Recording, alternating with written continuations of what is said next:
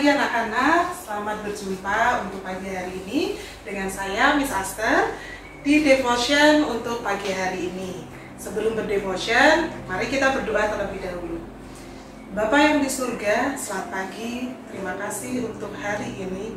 Terima kasih untuk kesehatan yang Bapa berikan kepada kami untuk pagi hari ini, sehingga kami bisa kembali untuk menikmati berkat-berkat-Mu yang telah Kau sediakan pada hari ini. Bapa, berkatilah kami untuk hari ini, sehingga kami bisa melakukan semua tanggung jawab, kewajiban, dan tugas-tugas yang telah Kau berikan kepada kami semua. Semoga hari ini kami bermanfaat untuk orang-orang yang ada di sekitar kami. Dalam nama Tuhan Yesus Kristus kami berdoa dan memohon. Amin. Ya, anak-anak, pagi hari ini kita akan membahas dengan perikop berani maju, berkembang, dan berbuah. Silakan anak-anak buka Alkitabnya. Kita akan baca di Matius 25 ayat 21. Sudah siap? Oke, Miss Aster tunggu dulu. Silakan anak-anak dibuka Matius 25 ayat 21. Maka kata tuannya itu kepadanya, "Baik sekali perbuatanmu itu, hai hambaku yang baik dan setia. Engkau telah setia dalam perkara kecil. Aku akan memberikan kepadamu tanggung jawab dalam perkara yang besar. Masuklah dan turutlah dalam kebahagiaan tuanmu." Ya. Selamat pagi dulu kembali anak-anak yang terkasih dalam Kristus. Shalom semuanya. Salam sehat selalu untuk kalian, keluarga, dan untuk kita semua. Bagaimana kabarnya? Bagaimana perasaan kalian untuk hari ini? Apakah kalian sudah sangat-sangat merindukan teman-teman kalian? Apakah kalian sudah sangat rindu dengan guru-guru yang ada di sekolahan kalian, dengan ruangan kelas kalian, dengan segala sesuatu yang ada di sekolahan kita? Saya mau bertanya dulu anak-anak, pertanyaan sederhana yang mungkin bisa anak-anak jawab. Adakah yang masih ingat bacaan dalam Injil Matius yang satu ayatnya tadi sudah kita baca tentang hamba yang diberi talenta oleh tuannya? Ada berapa hamba yang mendapatkan talenta? Ada berapa talenta yang diberikan kepada hambanya? Dan adakah yang ingat anak-anak berapa laba masing-masing yang didapat oleh hamba-hamba tersebut? Ya, tepat, benar sekali. Jika anak-anak menjawab ada 3 hamba, Miss. Betul. Lalu talenta yang diberikan ada yang dapat 5, ada yang dapat 2, dan ada yang dapat 1 talenta. Betul sekali. 2 hamba kembali dengan laba talentanya, Miss. 1 hamba mau menyembunyikan talentanya. Jadi tidak apa-apakan talenta yang dimilikinya. Iya, tepat sekali. Betul sekali anak-anak. Itulah mengenai talenta yang diberikan yang ada di bacaan Injil Matius. Mari kita bahas anak-anak, apakah talenta itu? Talenta ini bisa dipahami sebagai kemampuan, bakat, dan berkat yang kita miliki. Setiap hari anak-anak kita diberi sesuai kemampuan dari masing-masing kita. Lalu setiap orang juga diminta untuk merawat talenta ini, dikembangkan supaya berbuah dan juga supaya berguna. Anak-anak kita semua diundang untuk bertumbuh dalam Kristus, mengembangkan talenta yang kita miliki semaksimal mungkin dalam kasih, pelayanan, dan relasi kita dengan sesama kita. Bisa dikatakan bahwa kita punya 2 contoh orang di sini anak-anak. 2 pribadi yang mengembangkan talentanya dan juga memperoleh penghargaan atas pengembangan talenta ini. Dan 1 orang yang tidak mengembangkan sama sekali talenta dan mendapatkan hukumannya. Seperti bacaan atau cerita perumpamaan yang ada di Injil Matius. Lewat perumpamaan saat ini anak-anak, Tuhan Yesus ingin mengajarkan ke kita, pertama-tama, syukuri rahmat yang diberikan Tuhan kepada kita.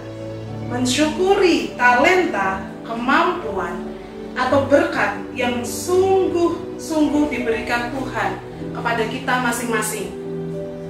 Coba kita hitung anak-anak, berkat apa saja yang sudah diberikan Tuhan kepada kita?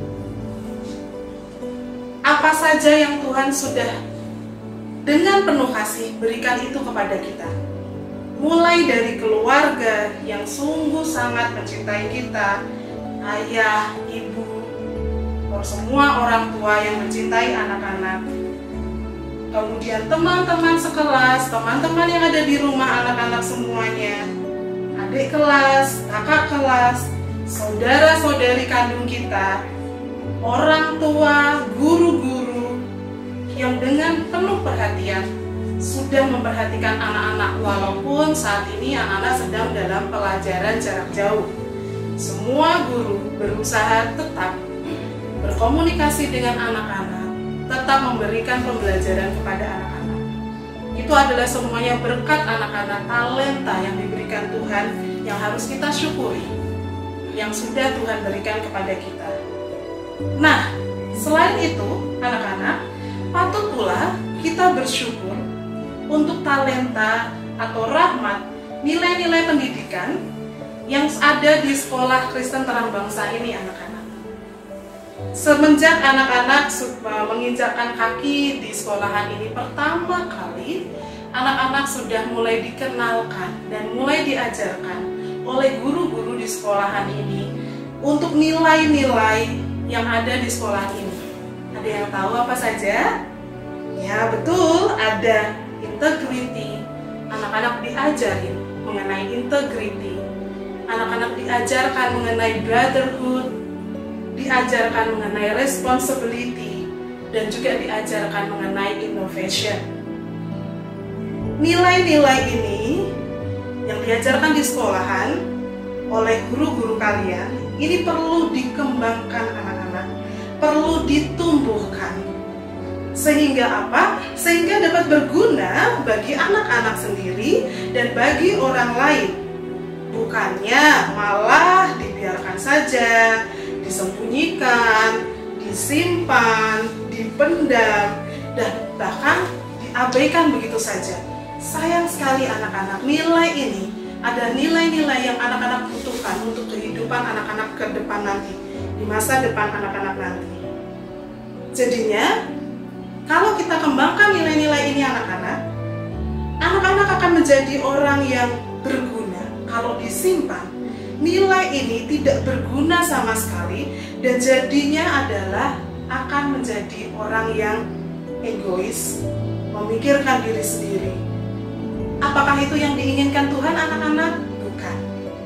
Tuhan Yesus mengajarkan cinta kasih. Yesus Kristus tidak hanya mengajarkan pada muridnya dengan kata-kata, tetapi juga mendidik mereka dengan perbuatan yang nyata. Apa yang diajarkannya itu, itulah yang diperbuatnya untuk meyakinkan para muridnya bahwa nilai melayani itu harus dibuktikan dengan perbuatan nyata. Yesus mengajarkan dan mendidik muridnya dengan teladan hidupnya sendiri. Ia menghendaki agar diikuti oleh para muridnya secara jujur dan ikhlas tanpa pamrih. Sehingga kita diharapkan dapat bertumbuh dalam Kristus. Nilai-nilai yang sudah diberikan di sekolahan seharusnya kita juga buktikan itu dalam tindakan nyata kita sehari-hari. Kita menjadi umat Tuhan yang sangat-sangat bertumbuh dan berguna untuk kehidupan, untuk masyarakat di sekitar kita. Lantas, anak-anak, akhirnya apa arti kata bertumbuh dalam Kristus? Artinya, kita berani maju, kita berani berkembang, kita berani berbuah. Kita diundang anak-anak untuk aktif di sekolah, di rumah, dan di lingkungan masyarakat kita. Kita dipanggil sebagai orang Kristiani mengembangkan talenta kita, bakat, berkat, dan kemampuan kita, kepercayaan yang sudah diberikan Kristus kepada diri kita anak-anak melalui hidup kita. Seharusnya kita harus kembangkan itu dan seharusnya kita harus kerjakan itu dengan sebaik mungkin. Anak-anak, kita diundang selalu untuk dari hari demi hari semakin bertumbuh dalam Kristus. Siapkah anak-anak? Sebagai umat Kristiani, sebagai anak-anak Tuhan, sebagai umat yang diberkati, jawabannya kita harus siap. Yuk kita tutup devotion pagi hari ini anak-anak dengan doa. Semoga Tuhan selalu memberkati kalian semua. Terima kasih ya Tuhan untuk ajaran-Mu hari ini. Terima kasih ya Tuhan untuk perkataan-Mu pada hari ini. Semua apa yang telah Engkau ajarkan kepada kami ya Tuhan, melalui orang-orang di sekitar kami, apa yang telah diajarkan, apa yang telah dicontohkan oleh putra-Mu sendiri ya Bapak, semuanya kami bisa kerjakan dalam kehidupan kami. Biarkanlah kami menjadi citra-Mu yang baik. Biarkanlah melalui hidup kami, melalui diri kami, orang-orang yang ada di sekitar kami yang belum mengenal Engkau akan mengenal Engkau dalam diri kami, karena Engkau hidup di dalam diri kami. Terima kasih ya Bapak, berkati setiap anak, berkati setiap keluarga dari anak-anak, berkati orang tua mereka ya Bapak. Mohon ampun untuk segala dosa-dosa kami ya Tuhan. Kami serahkan kehidupan kami serahkan segala kemampuan kami ke dalam tangan-Mu. Dalam nama Tuhan Yesus Kristus, kami berdoa dan memohon.